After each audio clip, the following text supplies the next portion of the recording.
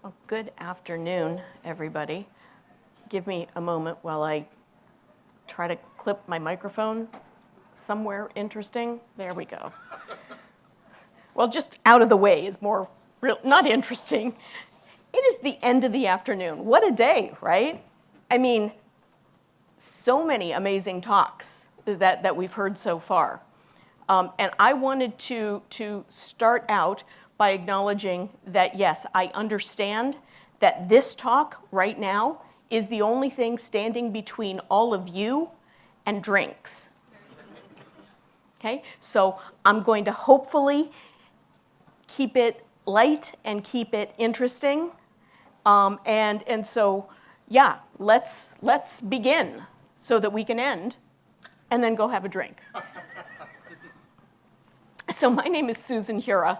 I am a conversational user experience designer. Right now I work for a company called Core AI. Happens to be the best conversational AI platform out there. And so I'm here to talk to you today about how large language models and generative AI are impacting this other domain of design. You've heard a lot about how AI is impacting UX in general, which has meant mostly a focus on visual design. AI is having a tremendous impact on, why did that advance? It had a tremendous impact on the field of conversation design as well. So I want to talk a little bit about how all of this is happening and why it's important and how my team and I are dealing with this. So are you advancing slides for me? Why are my slides advancing? This is what I do not understand.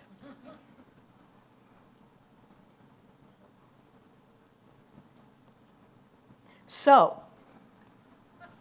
with the magically advancing slides, I wanted to start out by saying this. It is a weird time to be a conversation designer. You know that saying that goes around that if you tell somebody, may you live in interesting times, that that's actually a curse? I can say with no exaggeration that the past 18 months have been the most interesting part of my really long career, designing conversations. And there go my slides again. So I might as well lean into it. Okay? If you had asked me 2 years ago or so, hey, Susan, how are things in conversational user experience design? I would have been like, it is fantastic. We are living in a wonderland. We've got Siri and Alexa and Google Assistant and a whole bunch of other, bots that nobody remembers the name of anymore. And they had raised people's consciousness. They're like, oh, we can talk to things now. And people had started to become willing to try to engage. We all wanted to have smart homes. And all of this was happening. And listen, there is no greater testament to where we stood in the zeitgeist than the fact that we had multiple skits on Saturday Night Live poking gentle fun at conversational technologies, right? You know you've made it when you get a Rick and Morty sketch. What can I say? And so that's where we stood a couple of years ago. And I kind of thought, well, this is great. Got this new job at this new company. I'm loving it. I'm going to just eventually ride off into the sunset. Everything is fantastic.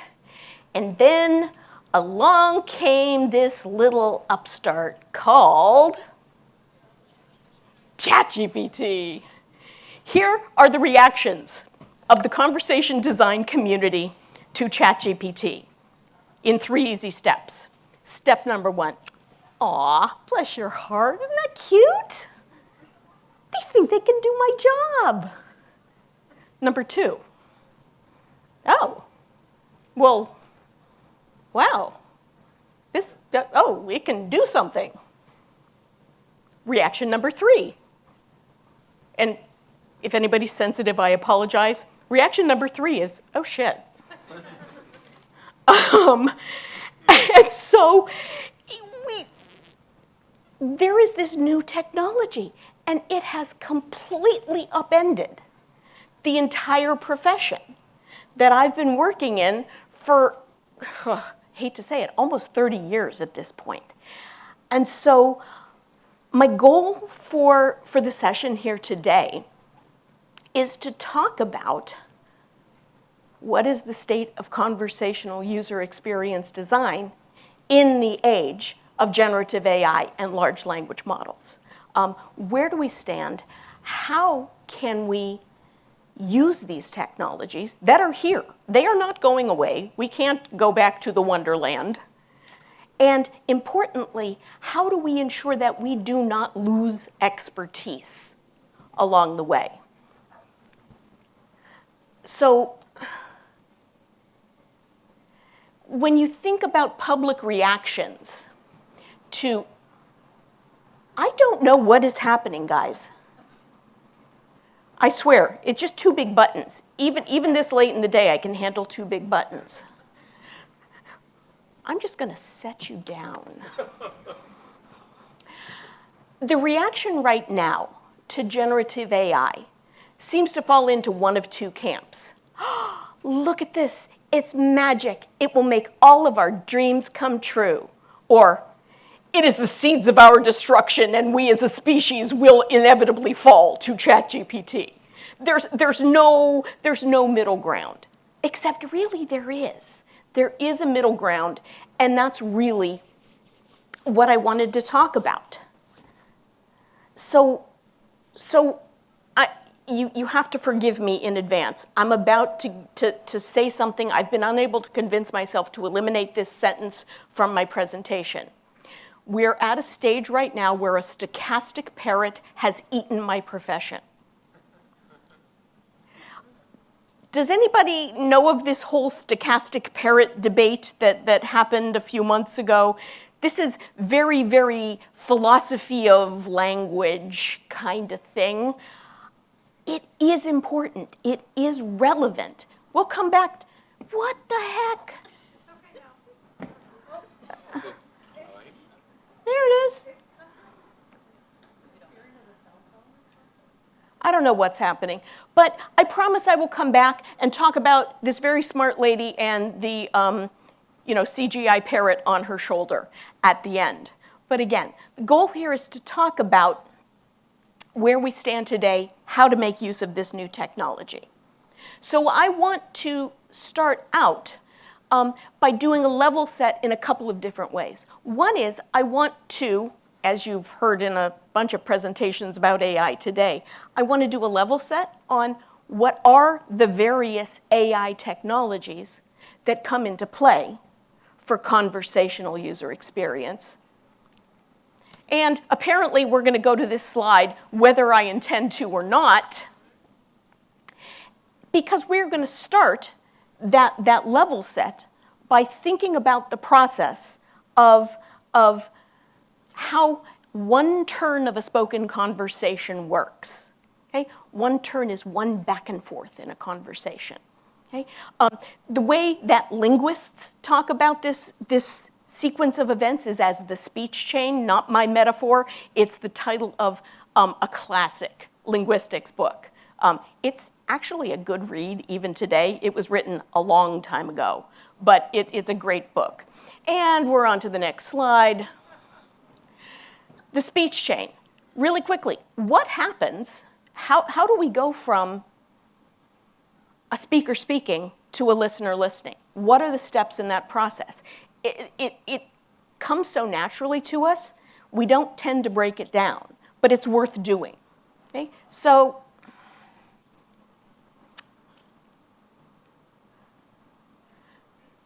you know what? Can I disconnect this and just click myself? Because it's not happy. Okay, here we are in the speech chain. So, when the speaker is deciding to speak, that starts as a thought. in the speaker's brain. So it all starts in the brain of the speaker. They have an idea, that idea gets translated into language, that language gets translated into a set of motor commands to your articulators. That's your lips and your tongue and your jaw, which gets coordinated with your breathing and pushing air past your vocal folds, which results in what you see in the middle there, sound waves. What are sound waves? Successive areas of compression and rarefaction in the elastic medium meaning the air. So when you guys are hearing me, what is happening is sound waves in terms of waves of pressure, compression and rarefaction. So sometimes the air molecules are close together, sometimes they're farther apart. They leave my vocal tract and they impinge upon your peripheral auditory system. Literally, the air hits your eardrum and makes it wiggle. Okay? Your eardrum moves in responses to the sound waves, which moves the bones in your inner ear, and the bones in your inner ear take a mechanical thing and turn it back into an electrical thing. It becomes a signal in your brain, the brain of the listener. Okay? So, in a very real way, language, speech, talking, is a way of getting things that are in my head into your head. We used to think this was kind of like a metaphorical thing. One of the best discoveries in recent science, in my opinion, is a phenomenon called speaker-listener neural coupling. You can actually measure the brain waves of a speaker and a listener, and the brain waves of the speaker end up matching the brain waves of the listener. It's mind meld. So I am completely amazed still by the human technology of speech. And this is what we are trying to copy. This is what we are trying to mimic, what we're trying to hack into in conversational experience design. And there is a different kind of AI technology that has been part of this technology stack since I started doing this decades ago. It is kind of funny that ChatGPT is wreaking such havoc on us because AI is kind of a baked-in part of speech and language technologies. So if we start here in the brain of an automated speaker, okay, this is where all the hype is right now. We used to call this NLG, natural language generation, more commonly today known as generative AI. It's deciding what it is that the bot wants to say. It's producing the string of words. Okay? If you move from there, and if this is a voice-enabled bot, okay, there's another technology, TTS, text-to-speech. You guys have all experienced text-to-speech, probably in the bad old days when they used to do the national weather reports, there's a tornado warning or whatever. Now, you're hearing it all the time, and it's so good that sometimes you can't even tell that it's a generated voice instead of being an actual human recorded voice. Okay? Again, TTS has gotten astronomically better in the last year because of large language models. Okay? So let's move over onto the listener side. The process that we do with our ears and our peripheral auditory system in our brain to decode an acoustic signal and understand and get a transcription of it, there's a technology for that. That's ASR, automatic speech recognition. Sometimes also confusingly called speech-to-text, because we've already got text-to-speech. Anyway, ASR, all of you, I'm sure, have used ASR. If you've ever done a voice text, that's ASR. Okay? So anything where you go from spoken word to getting a transcription of it, that's ASR. This is a technology that 20 years now we have been using deep neural networks to improve the ability to get those good transcriptions. Okay? So AI is baked in there.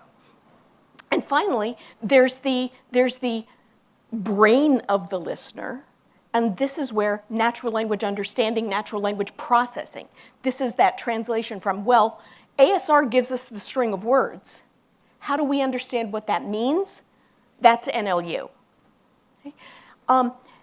One of the things that's almost never talked about when people talk about conversational AI technology and how does AI play in is the enormous role large language models have had. They've really revolutionized the practice of natural language processing. Okay? We used to have to build custom language models for throughout an application to get to that something that looks like understanding. And it used to be the case that the more data you fed the model, the better it would perform. It should be realistic data, et cetera, et cetera. There were all of these constraints. It was a big issue for conversational AI applications. Now, with large language models, we have something called few-shot models. So instead of having to feed in thousands or tens of thousands of utterances to train up a model, you can train a model with dozens of utterances. You can actually ask the large language model to generate those training utterances for you. And guess what? This is actually a really good use of a large language model. Think about what large language models do. They say, of all the examples that I've gotten in the entire world of how somebody might say X, what are 10 really good ones? That's making a really good use of the technology. The fact that it is stochastic, that is statistical, makes it really, really good at the job of coming up with utterances to train NL models. Okay, so nobody talks about this, but it is so important. It has made a huge difference in our practice. So this is the conversational AI technology stack. Okay? I'm going to spend most of my time as I go forward talking about piece number one there, the generative AI piece, because that's where all the buzz is right now. But I wanted you guys to appreciate all these other ways that AI is a baked-in part of our UX design process. All right. Next thing I want to do is spend hopefully just a few minutes talking to you about human-to-human conversation.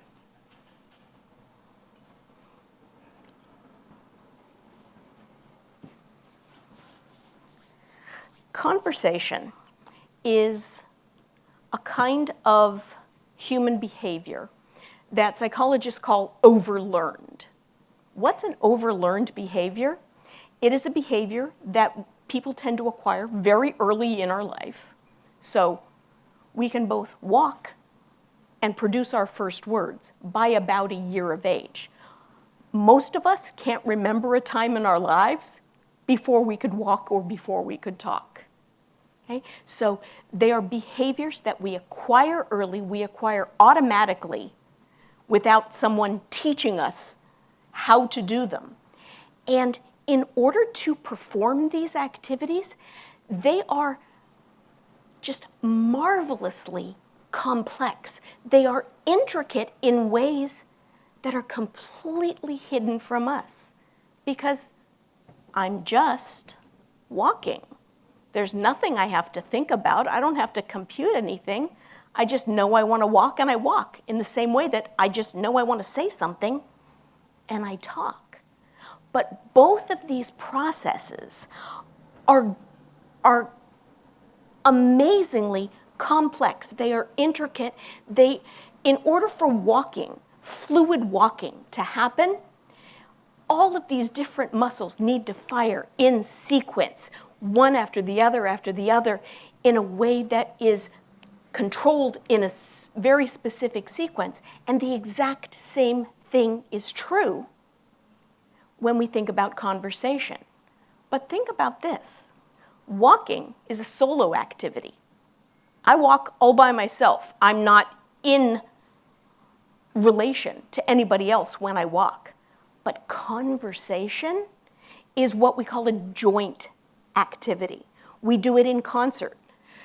A conversation is a duet. A walk is a solo.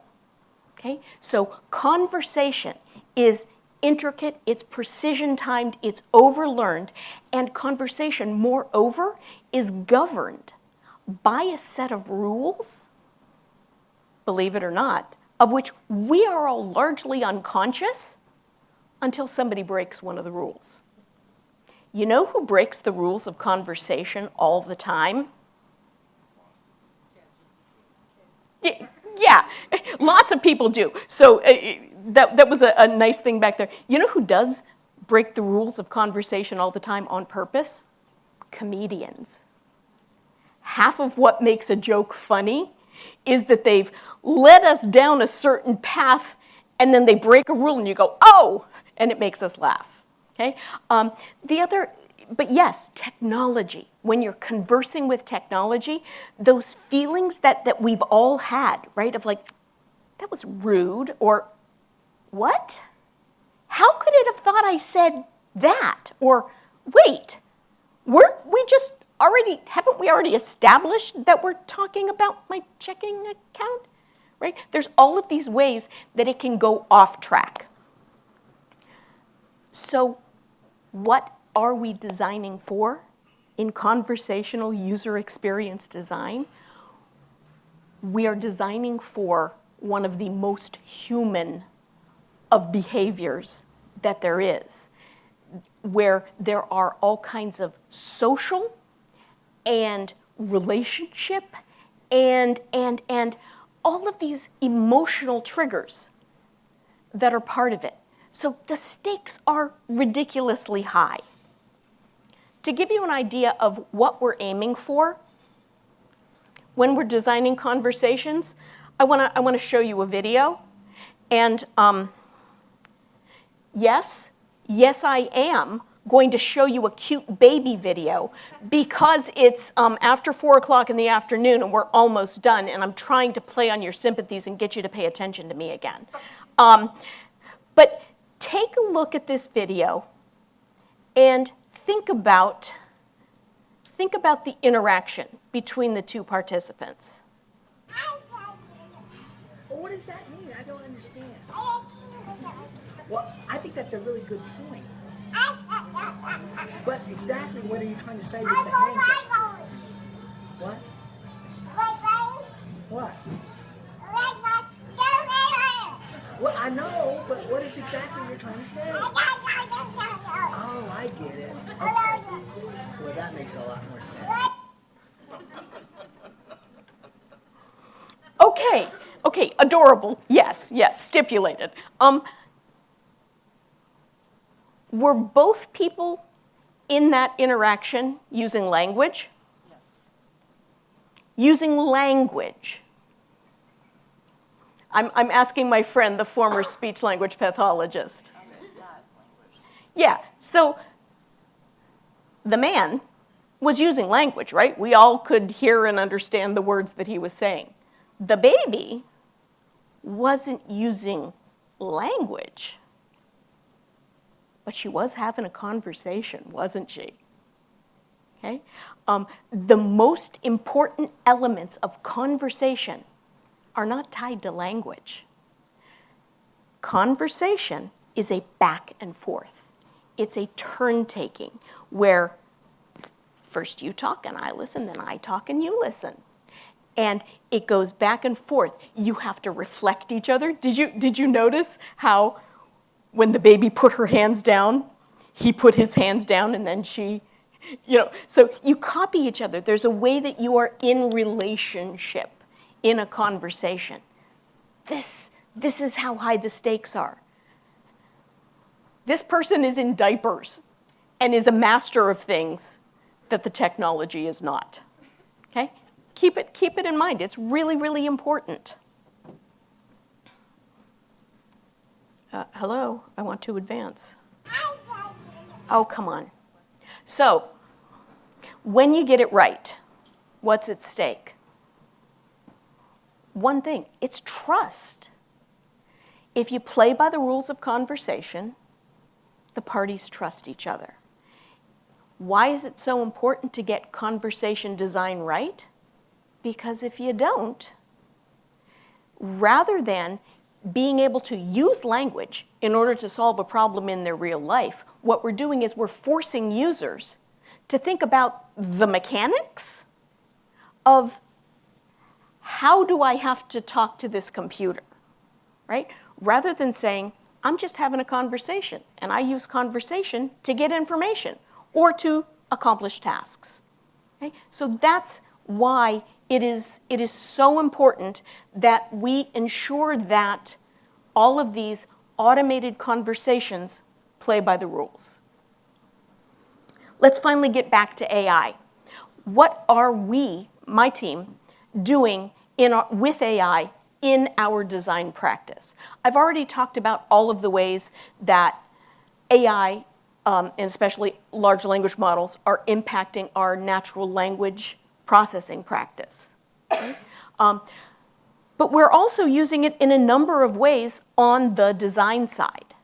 So one of the things that we're really loving right now is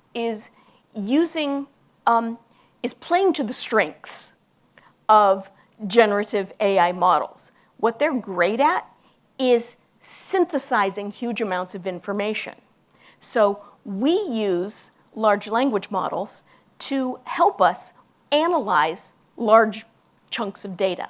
Okay? It could be a couple of different examples there. One way we're using it is to help us analyze the way our clients talk to their customers. So one of the things that's important in conversation design is establishing a conversational style guide. What is the voice and tone? What is the personality of this bot as it's going to have a conversation?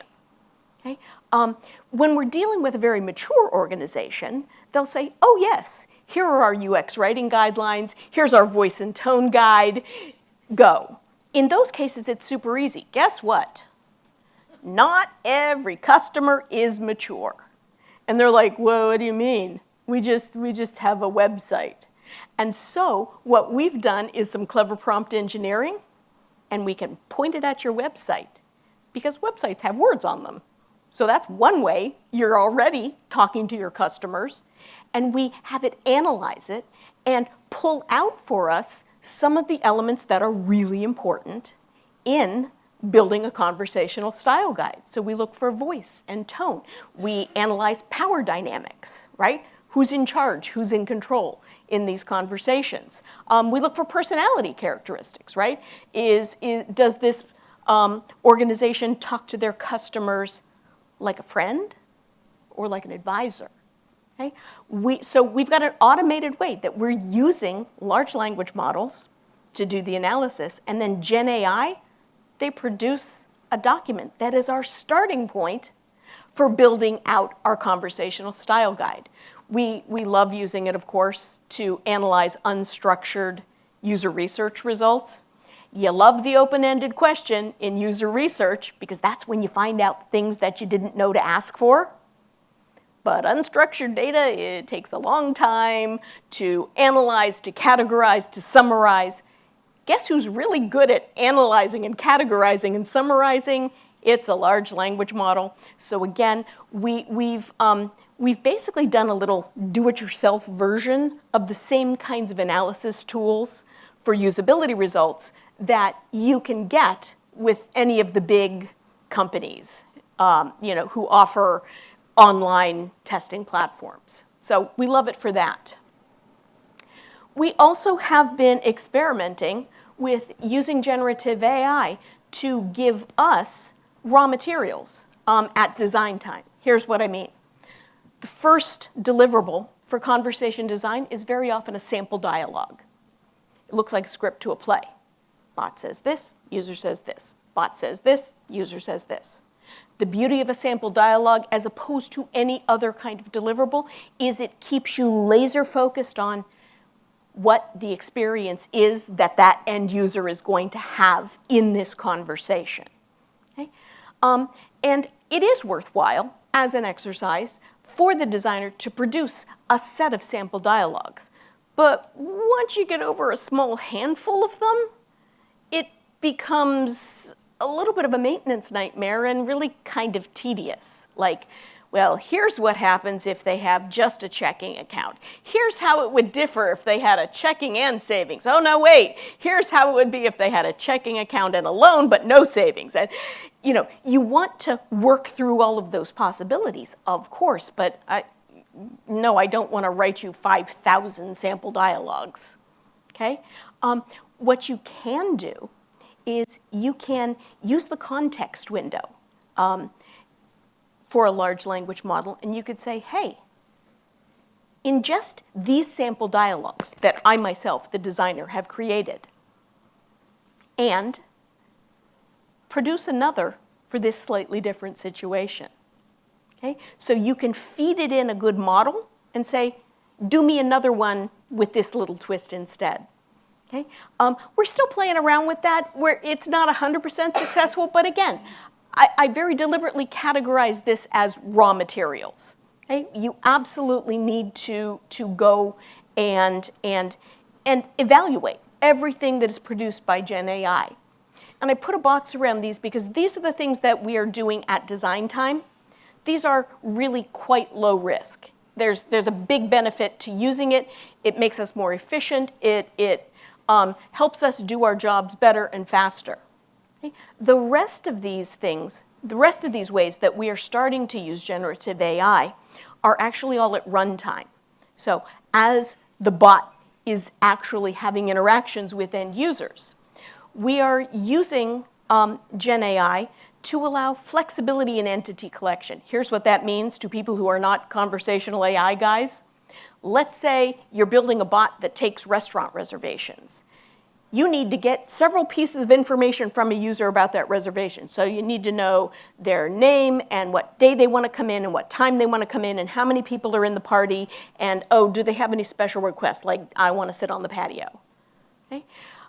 What we used to have to do in the pre-Gen AI days is, well, okay, wait, I left out one statement.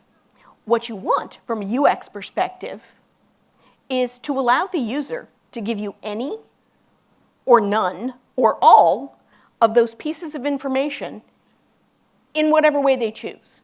So I could call up and just say, I want to make a reservation, in which case I have filled 0 of the entities. Or I could come in and say, hi, it's Susan. I want to make a reservation for Thursday night at 7 o'clock for 5 people.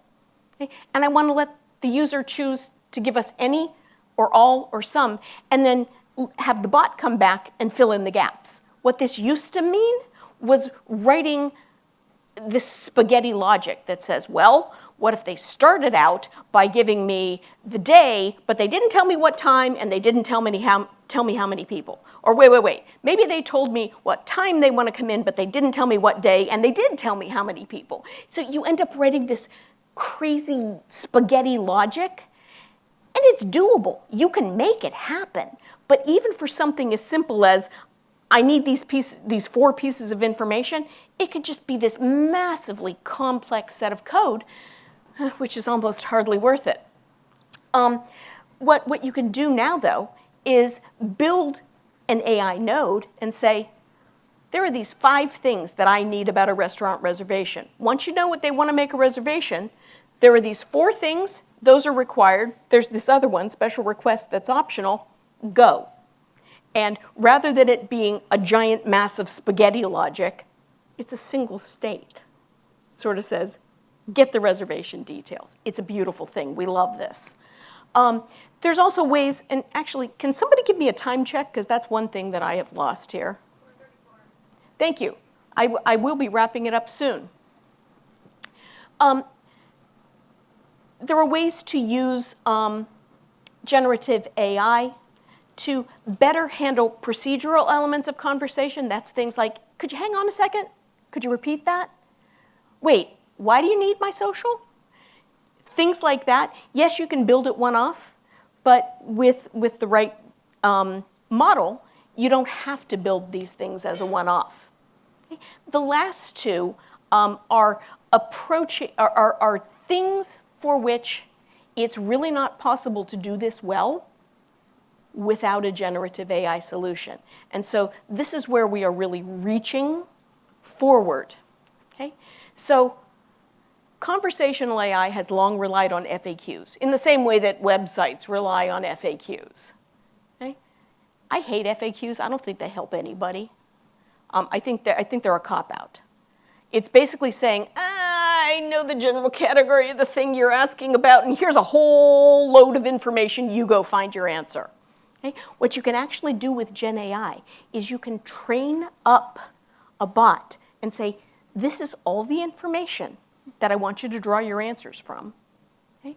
And if the user asks a question like, how much would it cost for a third checked-in bag? Rather than saying, here's our checked bag pricing policy, go. You can just say, a third checked bag costs anywhere from $35 to $55 depending on weight. You can actually answer questions. And you can't do that without Gen AI. And then there's this final situation, and this is the pie in the sky. This is the case where you are trying to enable these very nonlinear, these totally unscripted kinds of conversations. They're a little bit meandering, they're all over the place, and they are totally led by the user. This is not the bot saying, what do you want, X or Y? It's the user sort of saying, yeah, I was thinking about X, but I'm not sure. And these sort of user-initiated, unscripted conversations that go off on tangents that may or may not return to the original point of things, those are only possible with a fully autonomous AI agent. Okay? So this is different from saying, I'm going to hand over Gen AI to control a little chunk of a conversation. This is sort of saying, for this whole piece, I'm not going to write any code. I'm just going to lay out the rules of the road and hand over the entire interaction. What gets said, the order in which it gets said, everything. And this is actually necessary for some use cases that, on the face of it, don't seem all that complicated. I think that a fully autonomous agent is really necessary to have really natural conversations that are about browsing or advising you, like being a shopping assistant, right?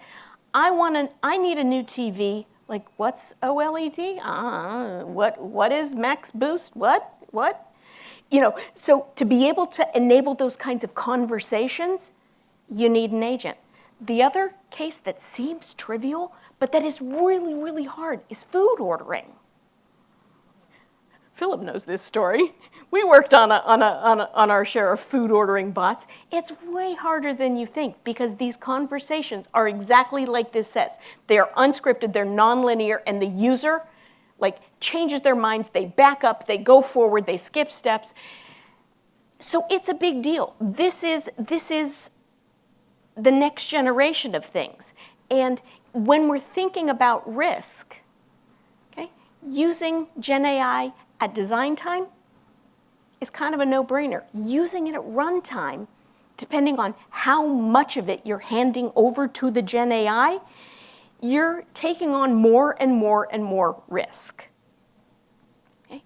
So I'm going to skip this next slide because this point has been made, which is, hey man, you got to be skeptical of the results of Gen AI. I happen to pick a visual example here because it's easier for me to show you that, okay, everybody knows the bad hands example, right? But what if you look at the image of the two women there, right? At first you kind of go, oh, cute, girls at a party. Wait, why does she have so many teeth and so many fingers? The point here being, with very little effort up front and Gen AI, you can get a result out that on first glance and sometimes second glance seems pretty awesome. But you have to be careful because in conversation, remember what's at stake? It's trust. If suddenly you're in a conversation and the bot loses the context, you're sunk.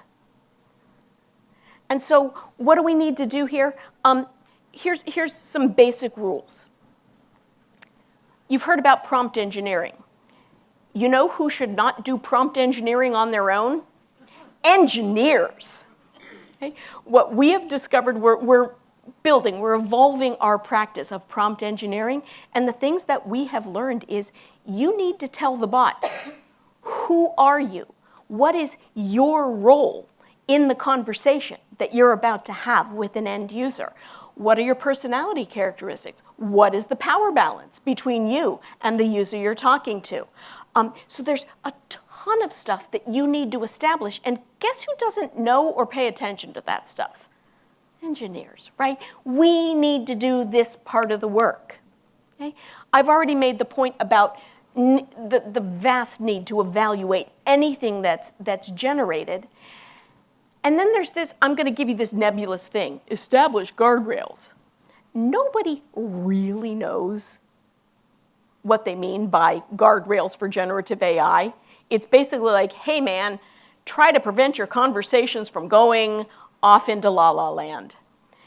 I don't have a ton of practical advice yet. I don't think anybody does. But things like RAG, retrieval augmented generation, right, where you feed the bot with, this is the stuff I want you to use to answer questions. Or where you, for example, use the context window, and they're getting bigger and bigger and bigger, so that I can say, here's a sample conversation. Make me another like this. Okay? Those are the kinds of techniques that are going to eventually lead to a practice around guardrails. You need to know when Gen AI is not your right solution, okay? And it involves things like security, privacy, and compliance. And finally, this is the thing. Nobody talks about this with Gen AI. Latency. So I want you to do sophisticated prompt engineering. You know what that does? It increases latency. Now, if it's a chat bot, you know, maybe you get away with it taking 3 seconds, 5 seconds, 10 seconds to get back to you. How well is that going to work in voice? You ask me a question and I just kind of, and then I answer, it doesn't work, right? So the very unsexy topic of latency is one of those make or break things. And I'm going to spend one more minute talking to you about stochastic parrots. So Emily Bender is a very, very smart linguist at UW. Actually, she's here in town, and she is a computational linguist. And her opinion of ChatGPT, I don't know if it's ChatGPT in particular, but of these generative AI language models, is that they are in effect a stochastic parrot. Stochastic meaning kind of random, but statistically based. And they're a parrot because they're copying the data that they are fed in training. Okay? So ChatGPT and its cousins produce linguistic responses that seem convincingly natural and human-like. They seem like something that a human might actually say.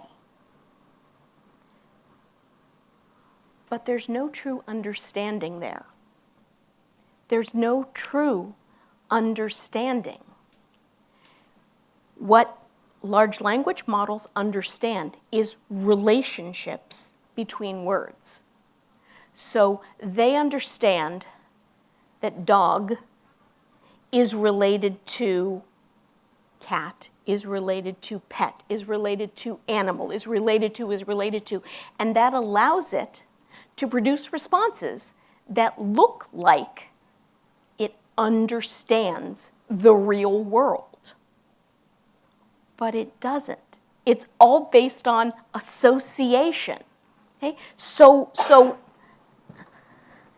it can probably write me lots and lots of sentences about chairs, but it doesn't necessarily have the grounding to know that this thing right here that I just picked up is a chair.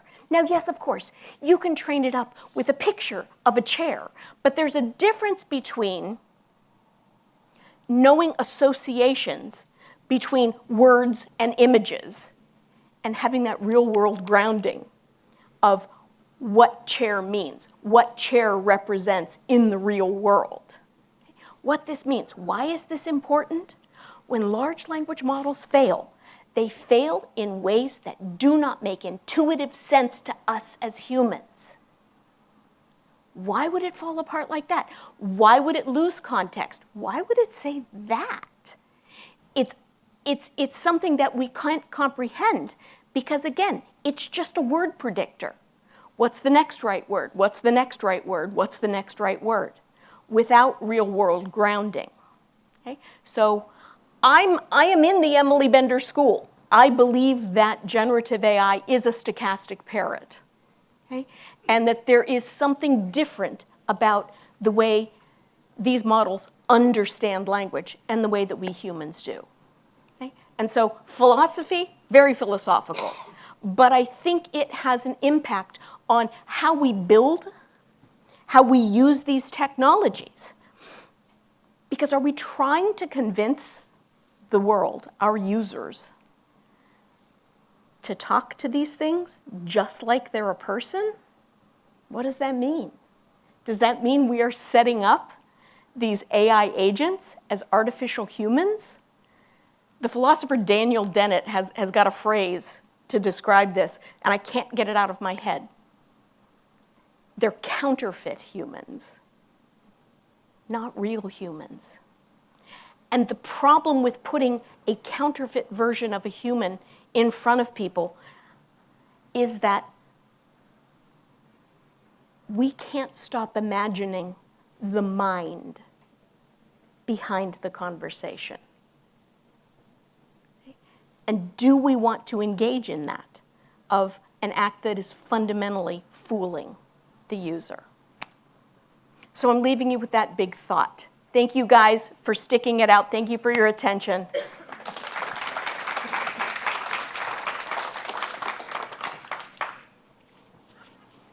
We may have time for a few questions, if anybody has any.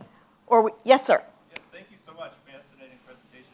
I've noticed that people, humans, talk to voice command AI in very different ways, and I wonder if you have any thoughts or theories about understanding humans based on how they talk to machines. So understanding humans in terms of how they talk. How they treat them. So I can answer your question in two ways. Okay? There was a headline several years ago that, and actually it was sort of a theme in the media for a while. It was in the heyday of Alexa. And it was, I just yelled at Alexa. What does that mean about me as a person? And do men talk down to Alexa because Alexa has a female presenting voice? And shouldn't we have genderless AI voices, which actually I think is a fabulous idea for a lot of reasons, because if you, well, anyway. So that's one way of thinking about it, right? So yes, perhaps you can psychoanalyze the human talking to the technology based on socio-cultural relationship type factors. The more common thing is that people have PTSD in terms of their conversations with technology. So you say, "Hi, I'm the Main Street Bank AI. How can I help you today?" And people say, "Balance." They say single words. We call this telegraphic speech. It's as if they're paying by the word. Why do they do that? Because even though they could say, yeah, I'm wanting to know if my latest deposit actually hit my checking account, so could you give me the balance? The technology could handle a response like that. But what we have done is basically trained people out of actually speaking naturally to technology. We've told them, nope, you can't do that. I'm sorry, I didn't understand. Which one of the following would you like? You can say, and I'm like, oh, we all wrote bad prompts like that back in the day, but you don't have to anymore. But I think you've hit on a really fundamental thing, right? I think that as we're designing these conversations, we can't forget what we've forced users to do for the last 20 years. We forced them to speak in single words, otherwise we would punish them. So I don't know if that answered your question, but those are the two things that it made me think of. Oh, okay. I'm kind of wondering about like the ESL experience, or even just introducing maybe chatbots and to different cultures. That is there some kind of thinking you have to have behind that as well? So the question is about introducing conversational AI for English as a second language, or introducing it wholesale into another culture.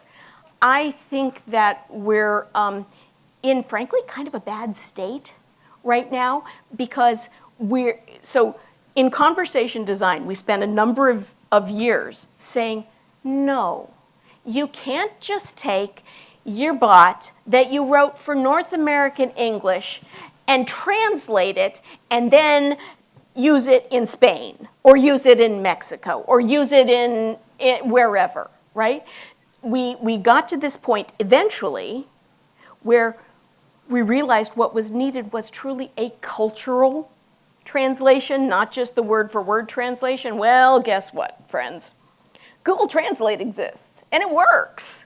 And so we're back to the point, well, yeah, it works, sorta, kinda. But we're back to this state where the new whiz-bang technology around translation has made people blind again to the need to think about not even just a translation, but how to appropriately put a bot into a different culture, right? And people will talk about to my mind, relatively trivial things like, we as Americans are so casual, and almost everybody else speaks more. Okay, yeah, fine, great. You can do that, but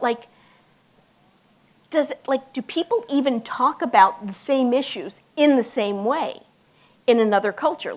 Yes, maybe we're all still talking about the price of the third carry-on bag, but maybe the speaker from another culture would just approach the whole question a completely different way.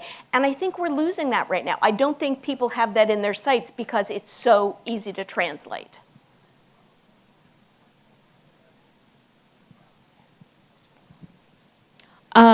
So as a conversational UX designer, kind of two-part question. Yeah.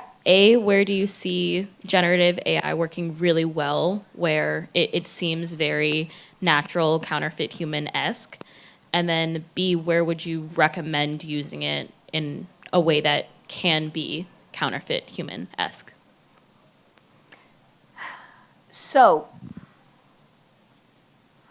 I think my favorite uses for it, I am way more comfortable handing over little pieces of the interaction to Gen AI, rather than sort of saying, this guy's ordering food, go, right? That's a lot. We don't have enough of a practice around guardrails and preventing hallucinations and security and blah, blah, blah, blah. But handing over small pieces of an interaction, I think, is a great thing. It's a huge UX benefit, right? To be able to actually answer the question, rather than sort of saying, this is the general domain of your question, now you go find it, you go find your answer yourself, right? So I love it for question answering. I love it for enabling user-initiated dialogue when you need to collect a lot of pieces of information, okay? I do think we're close on specific use cases, like being a shopping assistant. I think we're getting close to being able to do that. But again, a lot of this is dependent upon having a big enough context window, being able to constrain it either with RAG or by building your own custom large language model. So a small large language model built just for you. So I think there's a lot of great ways that you can do that. One of the things that I'm a big fan of, speaking of counterfeit human, this is not exactly what you asked. You know, marketing people love to name the bots. You know, so, hi, I'm Debbie. Like, no, you're not. You're a bot. You're not Debbie. But one of the things I love is the idea of, number one, if you must give your bot a name, give it not a human name. So one of my customers named their bot Giga because they were making a big marketing play on their 5 gig service. I'm like, Giga's a really cute name. And guess what? Nobody is going to think that Giga is an actual chat agent sitting there typing back to you, right? So that's really good. But the other thing that I'm in favor of in terms of not fooling your user is saying, hi, I'm Giga. I'm an AI. How can I help you today? Just say it right up front. Why not? Why not? It's going to help the user calibrate how to talk to it. And I think it could potentially have 2 benefits, right? One is you're not going to launch into, like, you know, a 3-minute long discourse on everything that's happened because you know it's not a human. But you also might give it a little bit more of a benefit of the doubt because you know it's not maybe one of those bad old systems where you had to just say balance. Rather than, I'm really not sure if my latest deposit went through. Could you please tell me what my balance is, right? Glenn, yes, sir. I learned a new term a couple hours ago, and I have a question about it. Absolutely.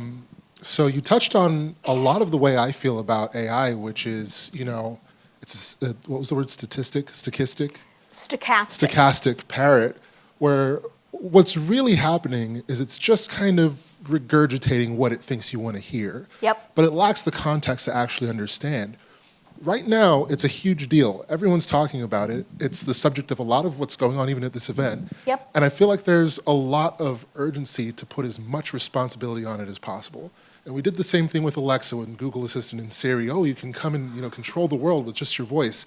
And the truth was that's not true. Behind the scenes, there's a bunch of people typing. It feels a lot like the same promise. So I want to ask about UX maturity. That's the term I learned about an hour ago. I feel like a lot of companies are doing the same thing, where it's just like, add Gen AI and we can just solve all our problems and it can just do it all for us. And as you mentioned here, that's not exactly the case. You know, it still requires us to kind of come in and, you know, put the leash on it. But I feel like with this push to, you know, oh, you know, we don't need to invest in UX. We don't need to invest in all these other things that are important. We can just have Gen AI do it. How do you feel that, you know, this AI push is affecting UX maturity? Do you think that there are companies out there, maybe even companies we know, that might see it as an excuse not to invest in areas that they should because they believe that Gen AI is just going to take care of it? And how do we remind them that what we do and the human touch is still important because it's a parrot and not a person? Yep. I think that's a really, really good question. It is happening all the time. More clients than I'd care to admit when we have our initial discovery sessions with them say, yeah, I want it like ChatGPT. Okay, so one reaction that I have here is that everybody's subject to the technology hype cycle, right? And these are business people, and they're not technologists, and they don't know the technologies. And what that means is, like, they hear about all the benefits, but they don't hear about the downsides, right? And so one of the roles of UXers is often, hi, I'm the voice of reality. I know the sales guy sold you this, but let me tell you how. My friends have heard me say more than once, it's our job to disappoint the customers. And I don't mean disappoint them in the ultimate result, but disappoint them in terms of saying, guys, it's not magic. it's another tool in the toolbox. It's something you can use and get big benefits to your organization and to your end users, but it's not a magic bullet, right? And so without UXers,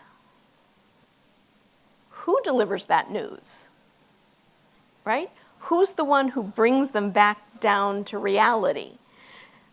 So yeah, I think that the technology hype cycle and the UX maturity slope, like they bang into each other at some point. And I don't have a lovely metaphor for this, but we were talking about this after Darren's talk, and there is something about the technology that makes people believe that the work that we do is just making it pretty. I write pretty prompts. Other people in the room make pretty pictures. And of course, we know that's not the value of UX, but generation after generation of technology says, no, we'll make your pictures. No, we'll talk for you. So I think it behooves us all to be aware and to be able to be that voice of reason. That was depressing. Well, no, I gave you a depressing answer. And anything else, guys? Yes, sir. I can't help but kind of feel like this is a reflection on humanity quite a bit. And how often are we stochastic parents? Like Often. In daily small talk. Absolutely. Yep. No, and listen, it's true. That's part of why Gen AI is so good. It's like, yeah, that's what you say in that situation. And it's okay. If it's chit-chat. But if you're trying to understand your relationship with a company and get a piece of actual information to solve a problem in your life, chit-chat is not a high enough bar, right? And yeah. And I mean, the depth comes from familiarity. So the more times that you call the bank to chat with the AI, I wonder if it's going to remember you. And no, not yet. Nope. Okay, it's not going to remember you. What we can do is we can build things in such that we add to a customer model and whatever.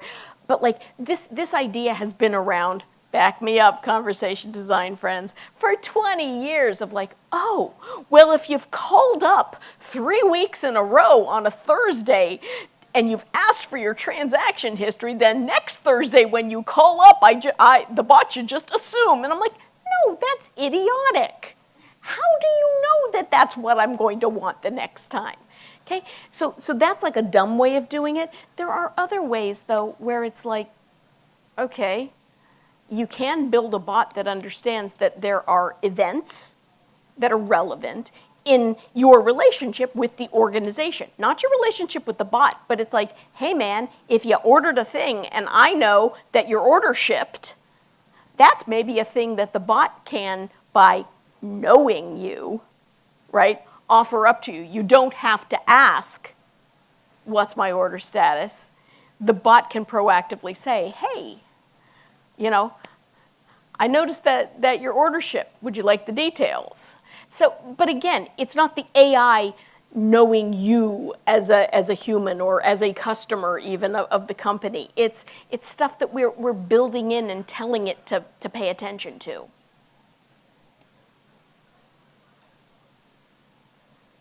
Well, thank y'all. I really appreciate you sticking around. Thank you for the engagement.